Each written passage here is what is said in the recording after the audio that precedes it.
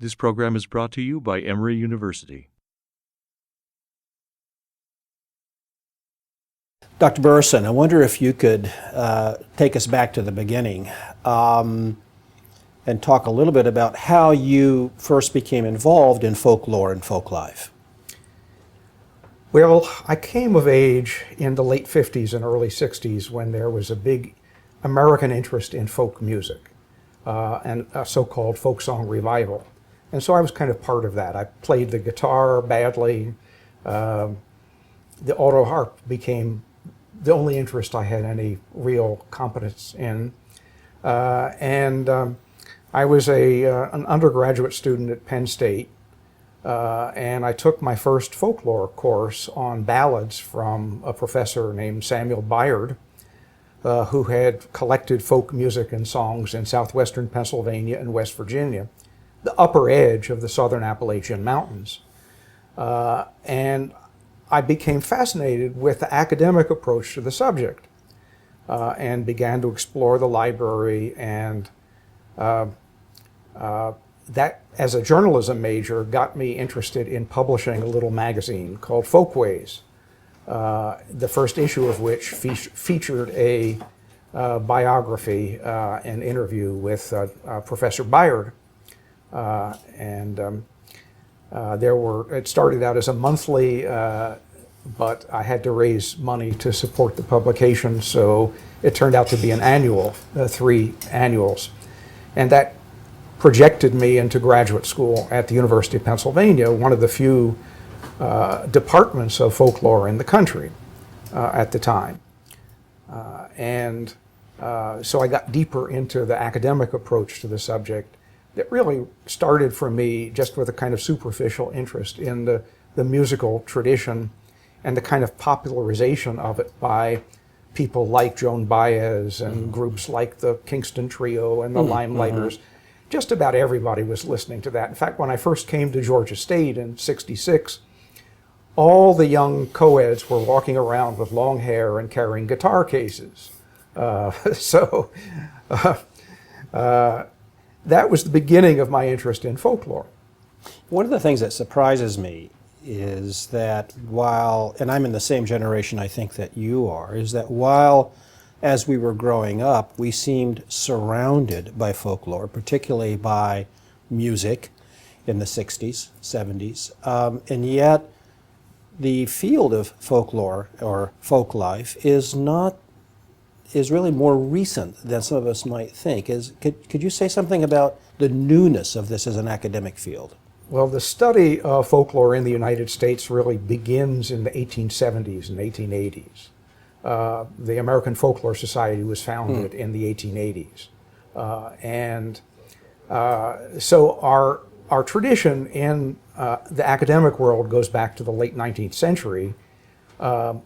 And then that was kind of an echo of what had been going on in Europe with people like the Grimm brothers in Germany at the beginning of the 19th century. But the program I entered at the University of Pennsylvania, I was the second generation of students in that graduate department of folklore and folk life, as it was called then. It had been established by another of my mentors, Dr. McEdward Leach, who had fought tooth and nail to have folklore established as a separate autonomous department. Before that, it had been part of something like Germanic studies.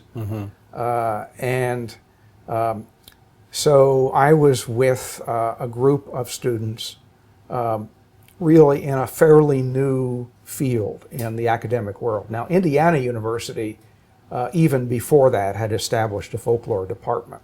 But those were the only two substantial graduate programs in the country.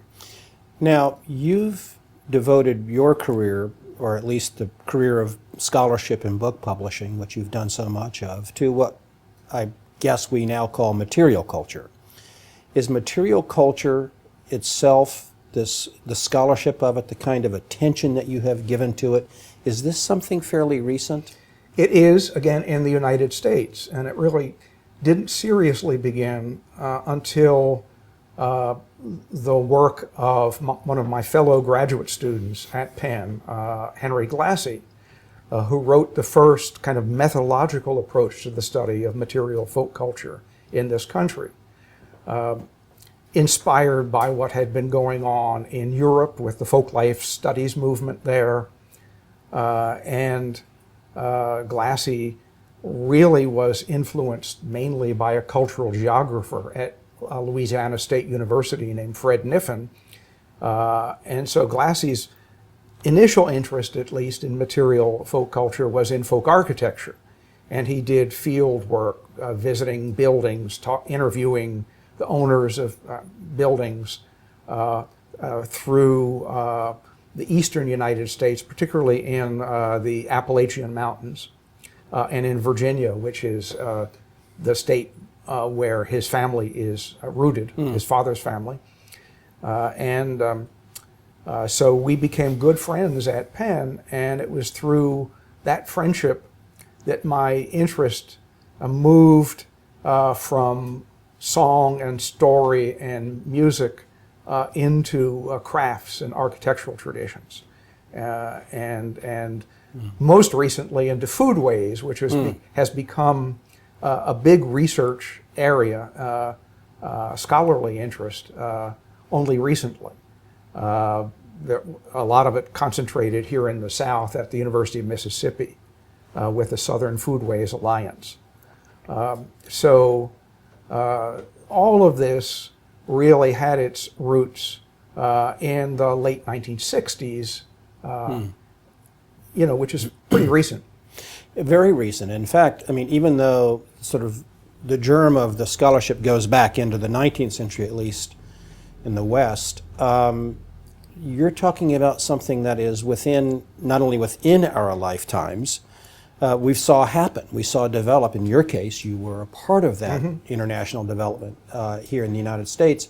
Why the 1960s? What was it that brought this public interest, I think, as you've pointed out too, this growing public interest in material culture? Why wasn't it always there? What is it about it this should more have been recent there time? always, but a lot of us in the folklore field of my and previous generations had come out of fields like literature, and so our interest was in the spoken word as it's found in storytelling traditions and in singing traditions, along with music.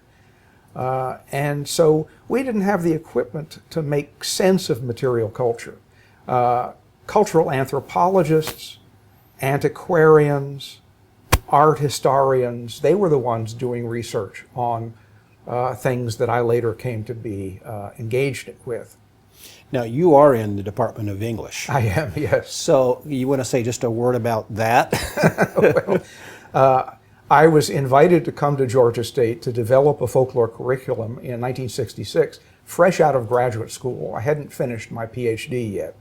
I had to go back to Penn for 2 summers to finish my coursework, do my comps long distance, write my dissertation, which initially was going to be on a type of narrative folk song that started out as a popular song, sentimental ballads of the Victorian era that had been picked up from mainly print and were now sung by people in the mountains and elsewhere as folk songs. And I was depending on University of Pennsylvania library and one of the libraries of my professors that I had physically helped to build the shelves of. And then I moved to Georgia and I didn't have those library resources, and so I had to find another dissertation topic. And in '68, I visited Lanier Metters, a folk potter in North Georgia, the last old-fashioned traditional potter working in the state, in the hills of White County. And that contact just got me so excited about pottery research that I decided to do my dissertation on Georgia folk pottery, starting with Lanier as the visible tip of the iceberg, and then digging into historical resource interviewing people who had been involved in the tradition but no longer were, and working with archaeologists to do some excavation of pottery sites. So that's how my interest developed in pottery. Just the meeting of this one man and his personality, his character, walking into his shop on a wet March day in '68, after the Smithsonian had come down and filmed him and his father at work. His father, Cheever Metters, had died, and Lanier had decided to take over the pottery as a full-time business, built a new kiln recycled from the bricks of his dad's kiln, which had fallen in after the Smithsonian filming. I visited the shop just after he had unloaded the first firing of that new kiln, and he invited us into the shop, and I saw all of these face jugs staring at me, and they seemed to be alive. And it made such an impression on me. The ramshackle nature of his operation, it looked like the new kiln had been sitting there for 100 years and was ready to fall down. The workshop was a tar paper shack, basically. How could anybody create anything of substance and of beauty in this situation? But I've later discovered that folk potters all over the world, traditional potters, work in very similar situations. And in fact, I'm rereading one of the greatest studies of traditional ceramics ever written, called Shigaraki, Potter's Valley, by Louise Court, focusing on a pottery community in Japan that goes back to the Middle Ages and is still active. And she's talking about all the transitions that have occurred and the impact of history in each era on that tradition as modernization has taken place and as a tourist demand for these wares have developed. I was struck this morning when I was reading it how similar the story was to the Georgia folk pottery story in certain parallels. That there are universals in this story. Is that realization that there are universals in this story, does that come with the training that you had, or have you come to understand that since your own work in the field?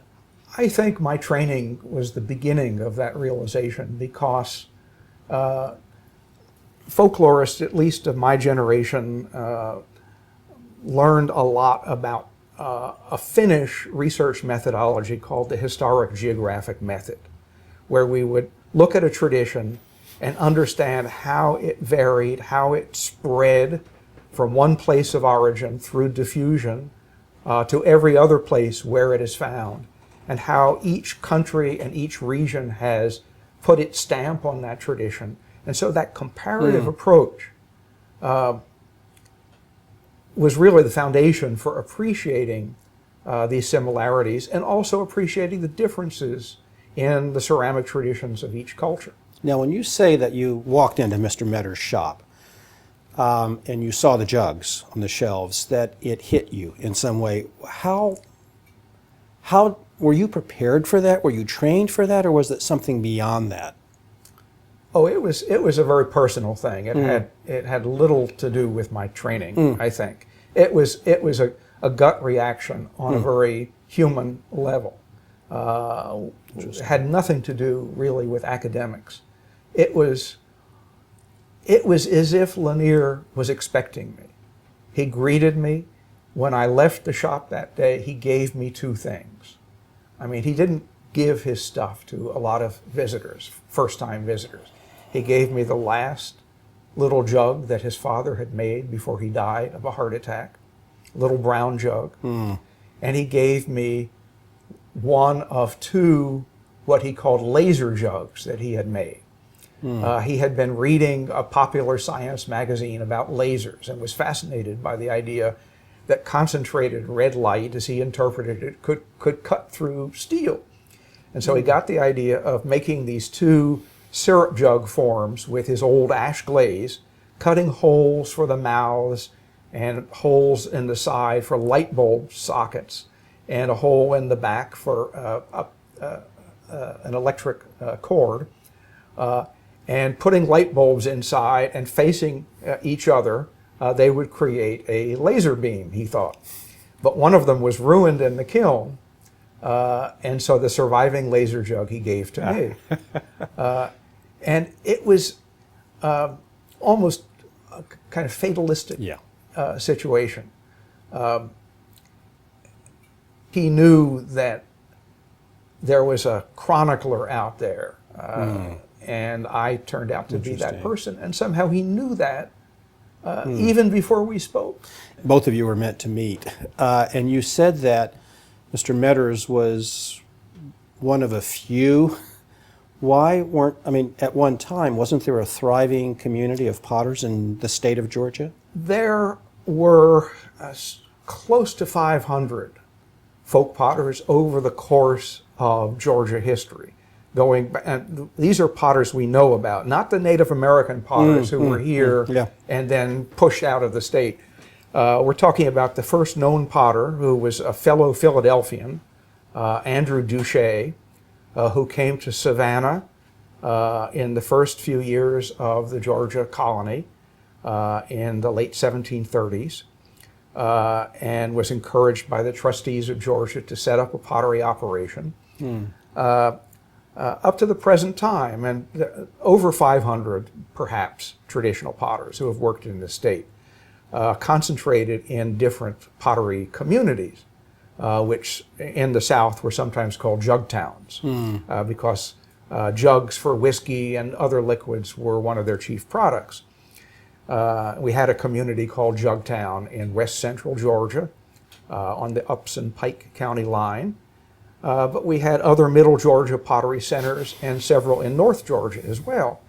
And it's up in northeast Georgia where that tradition is still alive and reasonably well.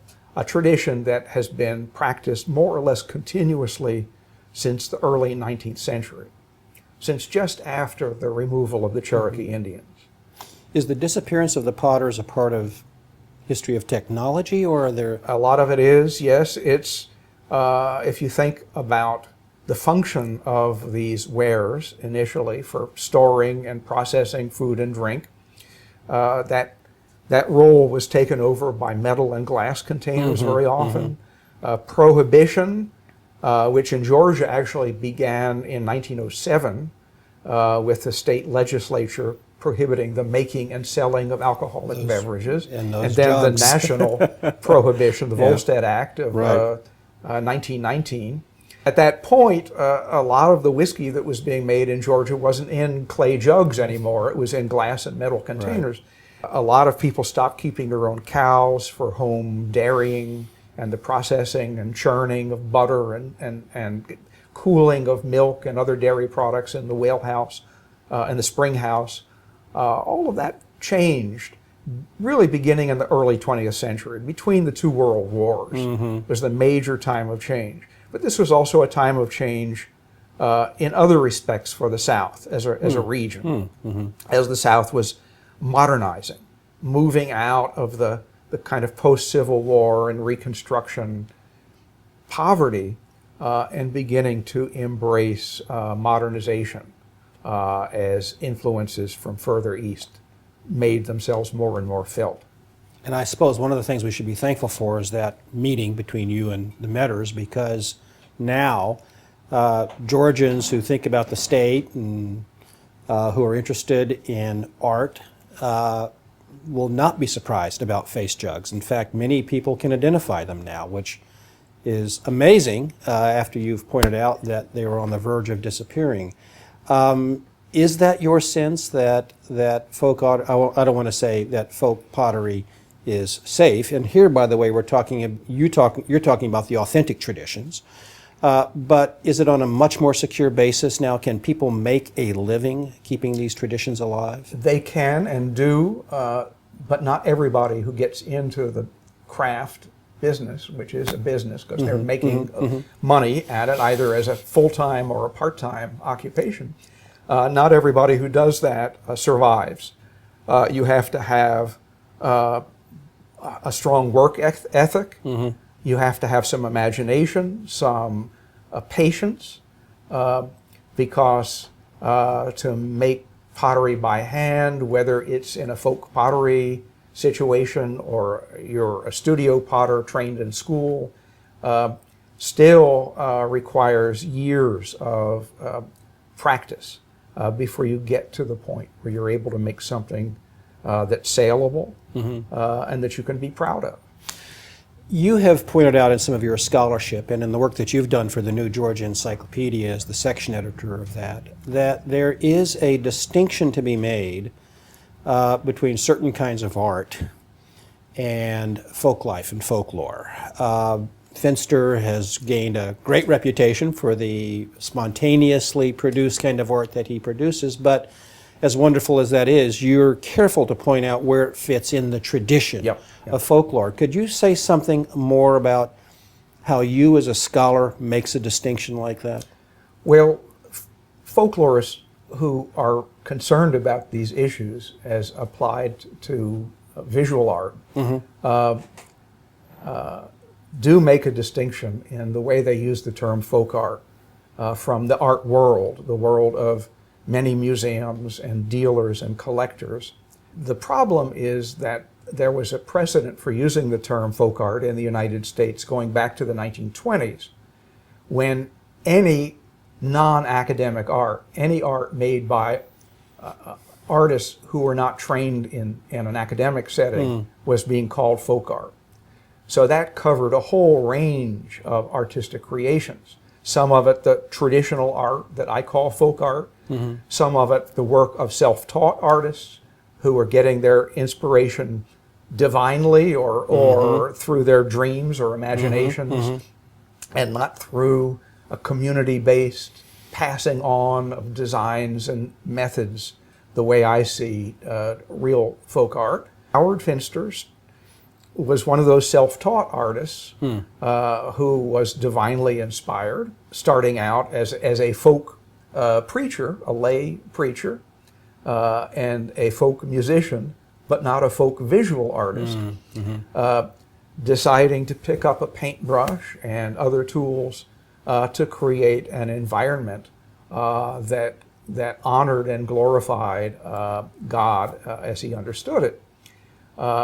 And then his children and grandchildren saw that their dad and granddad was able to make money doing this kind of art, and they started picking up paintbrushes and tools and creating art in his style.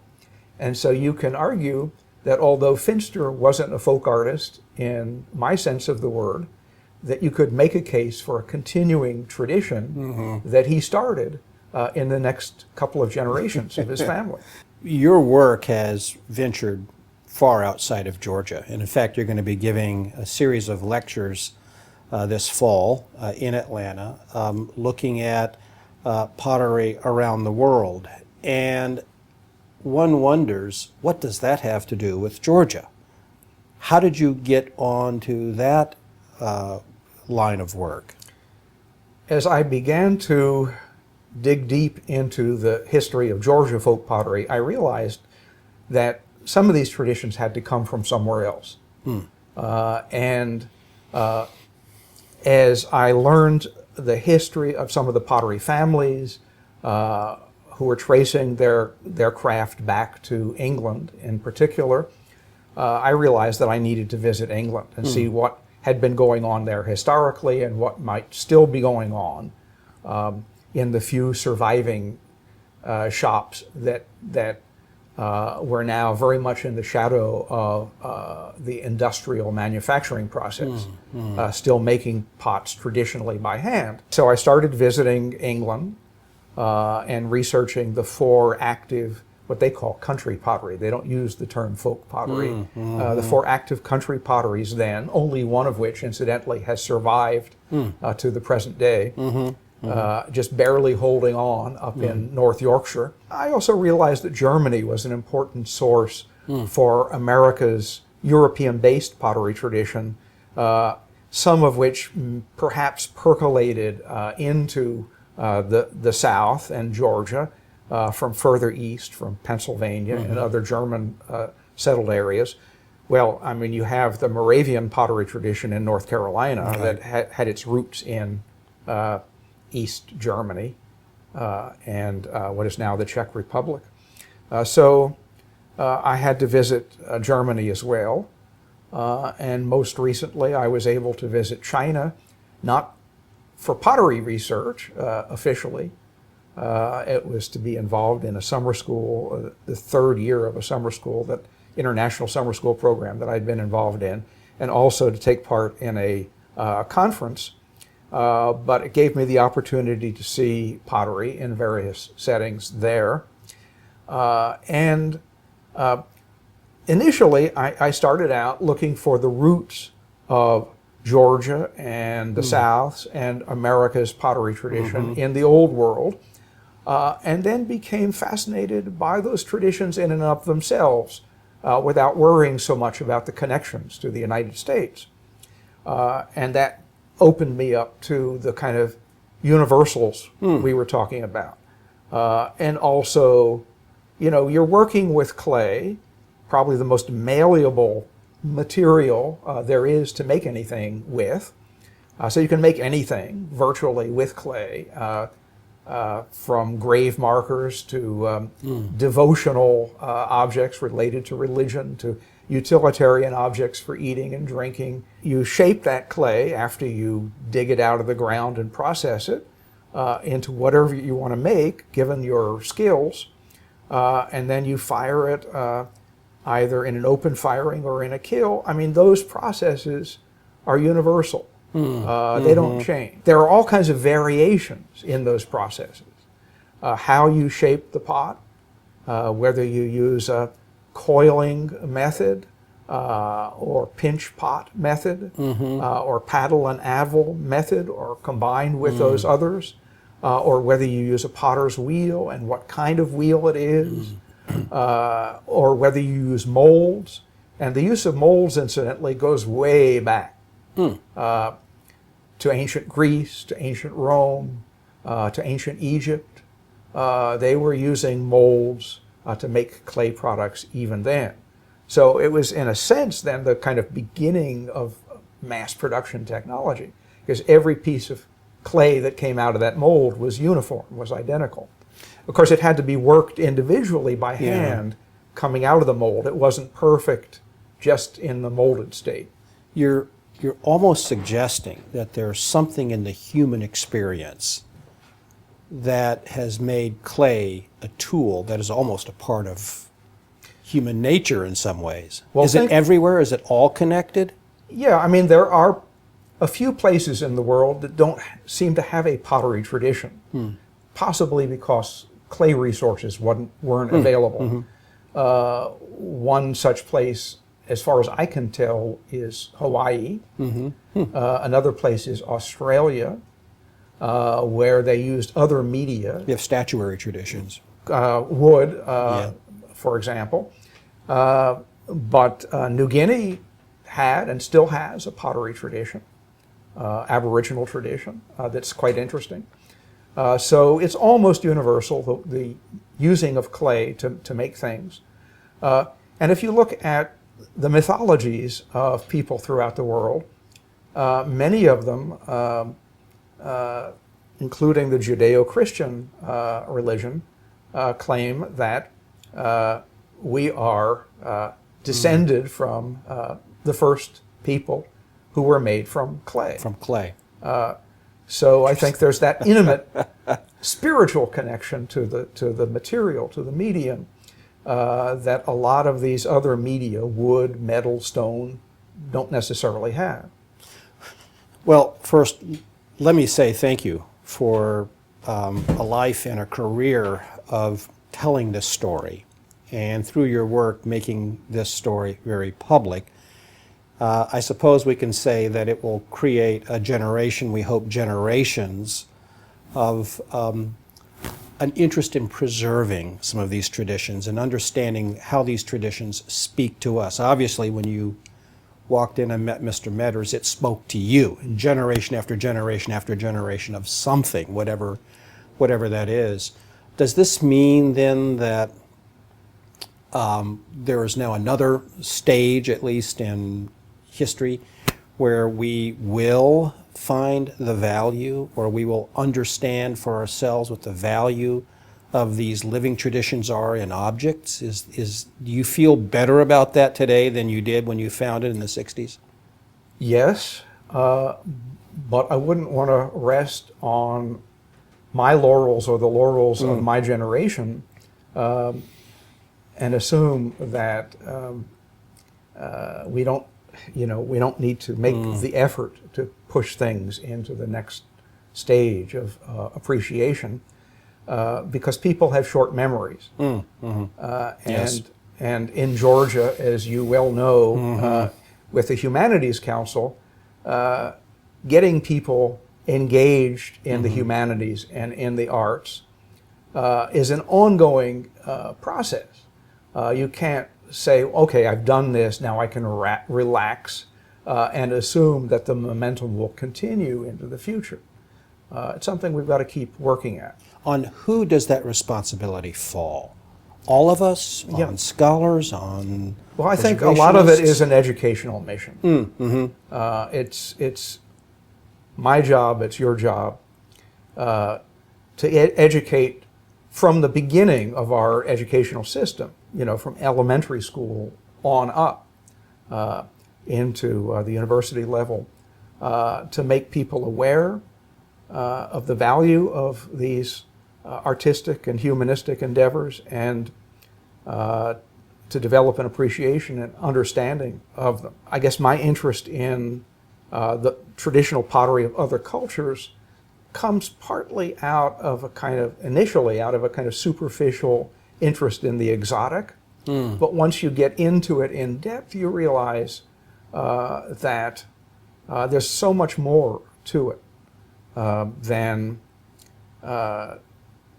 the kind of stereotypes we have of these other cultures. I think, one of my unstated goals, one of my secret agenda for this lecture series, is to give so many visual images of such beauty in clay work throughout the world that people begin to realize that the impressions we have of these other cultures that we see and read about in newscasts and even on PBS are still kind of superficial, and that we need to dig deeper. And without a doorway into that appreciation of other cultures, it can come from anywhere. It can be through an art form like traditional pottery. It can be music. It can be literature, whatever. But without that, so many of the problems of the world result from that kind of superficial image that we have of other cultures. And I think at this stage of our history, our very survival depends on, as a country, as a people, as a culture, our embracing the whole world. We're talking about globalization in the best sense of that word. The internet helps to some extent make connections with people beyond our immediate situation, but it also contributes to some of those stereotypes at the same time. So how do we get around that? Well, we go through it by exploring a culture in some depth. And how do you do that?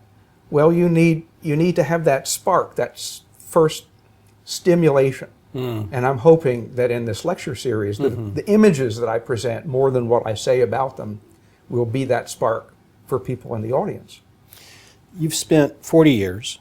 47. 47 years teaching in your scholarship, travel. You're at the center of many of the important developments in folklore and folk life.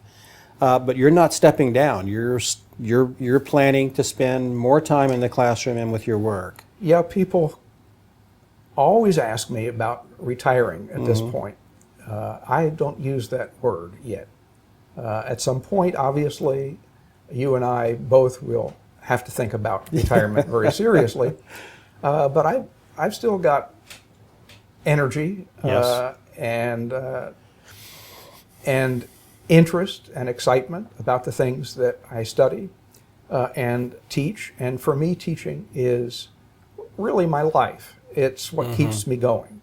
The ability to communicate face to face with students who are getting engaged, getting excited about the subject, and beginning to realize that folklore as a subject, along perhaps with history, is as interdisciplinary an approach to understanding the human condition as you can imagine.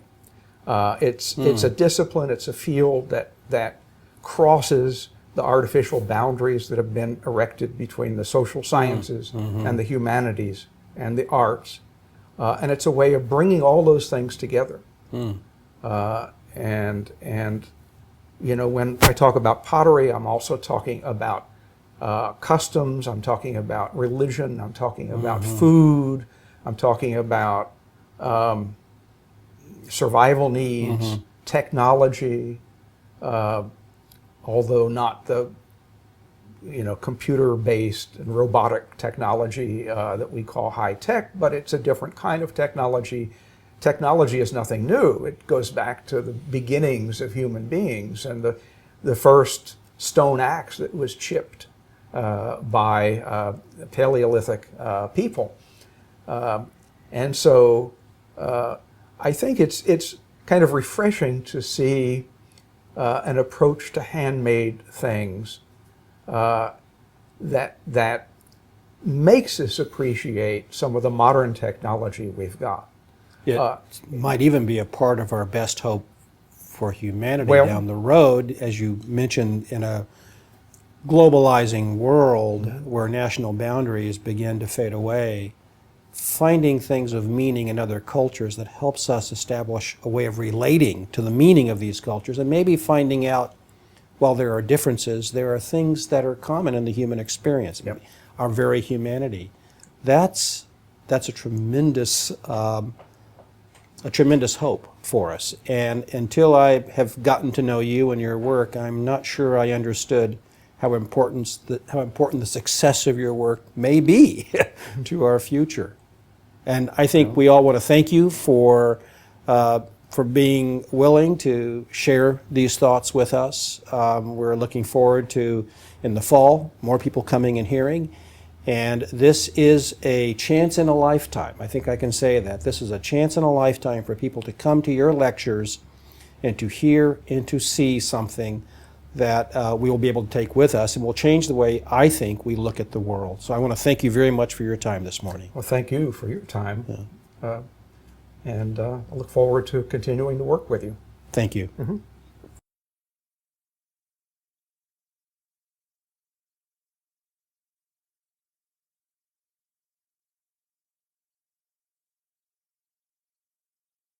The preceding program is copyrighted by Emory University.